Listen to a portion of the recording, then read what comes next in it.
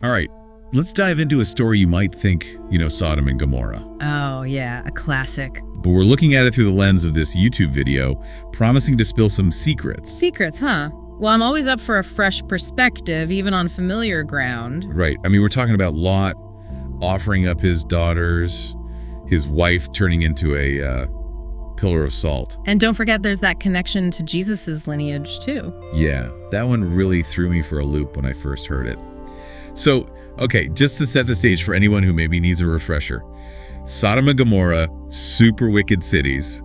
God wasn't having it. Boom, destruction. Right, and Lot, being Abraham's nephew, got out of there just in time. Yeah, lucky him, right?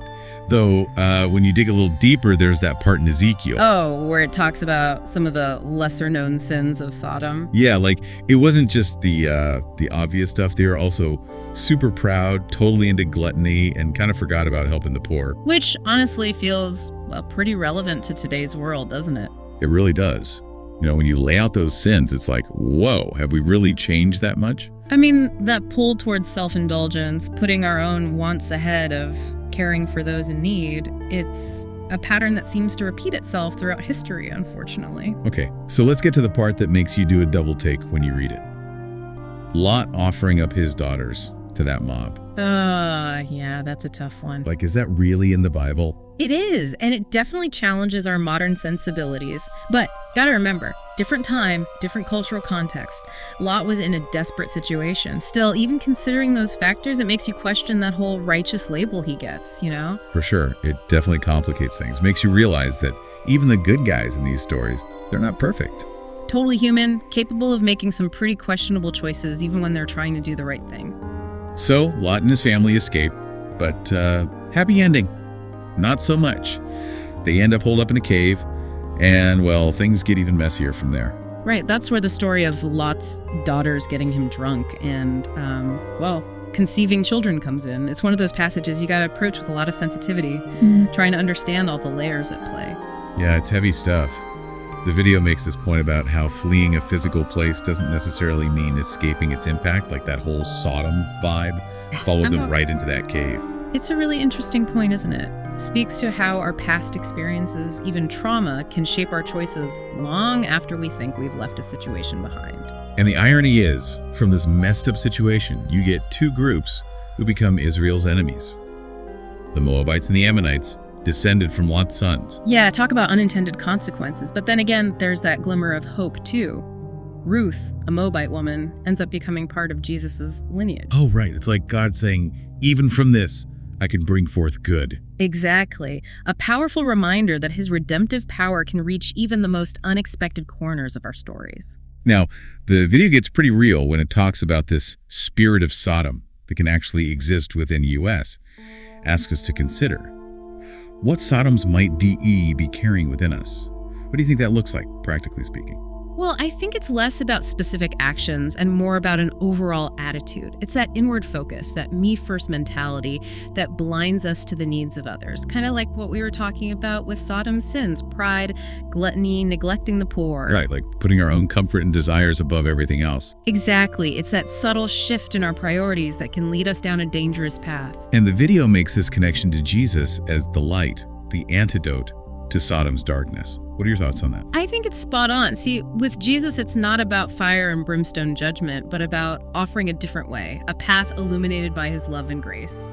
So it's about choosing to follow his lead, even when it's hard. Precisely. Yeah. And his light helps us see those choices more clearly, guides us away from that self-centeredness that can lead to some pretty dark places. Okay, so we've got lots questionable choices, this idea of a spirit of Sodom lurking within us, and Jesus as the light leading us out. But there's one image that always sticks with me, Lot's wife becoming a pillar of salt, just because she looked back.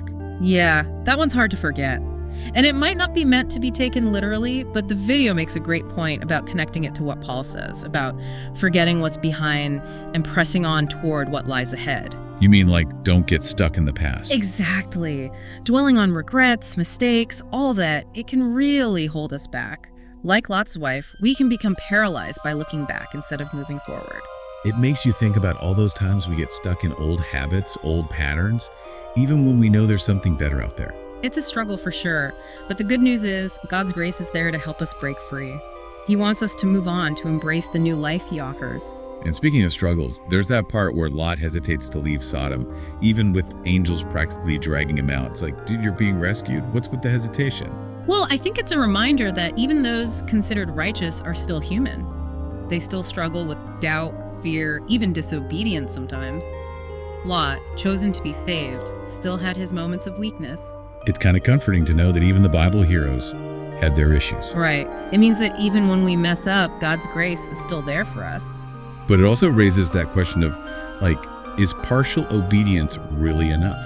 Good point. I think that's where Lot's hesitation becomes a cautionary tale. Trying to follow God halfway, holding on to one foot in the world, it just doesn't work. We end up missing out on the fullness of what he has for us. And then, of course, there's the whole destruction of Sodom. Pretty intense imagery, right? Oh yeah, definitely drives home the point about the consequences of rejecting God. But it also makes you think about how important it is to rely on him during those really tough times in life. You know, when those storms hit. Absolutely. Think about how terrifying it must have been for Lot and his family to flee that city. It shows how much we need a source of strength beyond ourselves, especially in those moments. Like that verse, God is our refuge and strength, a very present help in trouble. Couldn't have said it better myself. And it's something I think we all need to ask ourselves. What storms are we facing? Where are we finding our refuge? Because we all need it, right? We absolutely do. And, speaking of finding refuge, I think we need to circle back to Ruth's story for a moment. It's a perfect example of God's redemption popping up in the most unexpected places. You mean how this Moabite woman, descendant of all that drama with Lot, ends up becoming part of Jesus's lineage. Exactly. It's like God taking a really messy situation and weaving it into something beautiful. Shows that he's all about second chances, about making things new, even from what seems broken. Absolutely. It's a powerful testament to the boundless reach of his grace. No matter our past, no matter what we've done, God can use our stories for his glory. That's an incredibly hopeful message, and honestly one that I think we all need to hear. I agree. It's a reminder that no matter how dark things might seem, there's always hope. Always a chance for redemption and renewal. And it really drives home that even in the darkest situations, there's always that potential for hope to emerge. And actually, that brings us to another fascinating point the video makes. It's this comparison between Abraham's intercession for Sodom and then Jesus's ultimate act of saving humanity. Oh, okay. I'm intrigued. What's the connection there? Well, remember how Abraham pleaded with God to spare Sodom? Like, if you can find even just 10 righteous people, let the city stand. Oh, yeah. Powerful example of like standing in the gap for someone, you know, really interceding on their behalf. It is, but the video highlights this really crucial difference between what Abraham's doing and then what Jesus does. Like, Abraham's pleading, interceding, but Jesus actually offers salvation. Right. So it's like Abraham's asking for a pardon, but Jesus has the authority to just like wipe the slate clean completely. Yeah, exactly. It really emphasizes that unique power and authority that Jesus has, even compared to even the most righteous human intercessor. It's interesting how this video uses these really strong images to make these theological points. We've talked about, fleeing Sodom, darkness versus light, and now this idea of intercession versus actual salvation. And of course, there's that super memorable image of Lot's wife turning into a pillar of salt just for looking back. Oh yeah, definitely a cautionary tale for the ages. And I mean, we don't have to take it literally, but the video connects it to what Paul writes about forgetting what's behind us and pressing on toward what lies ahead. Yeah, it's that whole don't dwell on the past kind of message. Precisely. It's so easy to get caught up in regrets and mistakes, and that can prevent us from actually moving forward. Yeah. Just like Lot's wife, we can literally get stuck, paralyzed by looking back instead of looking ahead. But let's be real, letting go of the past, way easier said than done. We all have those moments where it's so hard to move on. Absolutely. It's a human thing, But the video reminds us that God's grace, it's there to help us break free from those chains, from that baggage of the past. It's about stepping into that new life he offers. There's actually another example of human struggle in this story that I've always found interesting. The part where Lot hesitates to leave Sodom. Mm-hmm. Even with angels practically dragging him out, he's still I don't know. It just seems so weird considering he was considered, righteous. Why with the reluctance? I know, it's a detail that often gets overlooked, but it's pretty significant. It shows that even those who are considered, the good guys, they're still human. They're still prone to doubt, to fear, and sometimes even to, disobedience. Even Lot, chosen to be saved, he had his moments of weakness. It's actually kind of encouraging to think about, Yeah. It means that even when we mess up, even when we hesitate, when we should be running towards God, he's still there, right? Mm-hmm. Still offering that grace, that second chance. That's such a good point. It reminds us that his love isn't based on our perfection. But it also brings up that question of whether partial obedience is really enough, Yeah. Like, is it enough to just sort of tiptoe towards God? That's a great question. And I think that's where Lot's hesitation becomes like a cautionary tale. Trying to live with like one foot in God's camp and one foot in the world, it just doesn't work. It leaves us vulnerable and we miss out on the fullness of what he has for us. And then there's, of course, the whole destruction of Sodom. Pretty intense imagery, to say the least. Oh, absolutely. It really hammers home the point about the consequences of, rejecting God. But it also makes you think about how crucial it is to rely on him when things get really tough. When those inevitable storms of life hit. Exactly. Imagine what it must have been like for Lot and his family, fleeing this city, knowing what was coming. It underscores just how much we need a source of strength beyond ourselves, especially in those moments.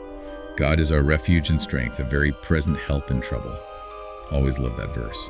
So true, so powerful. And it's something I think we all need to consider. What are those storms we're facing? And where are we finding our refuge?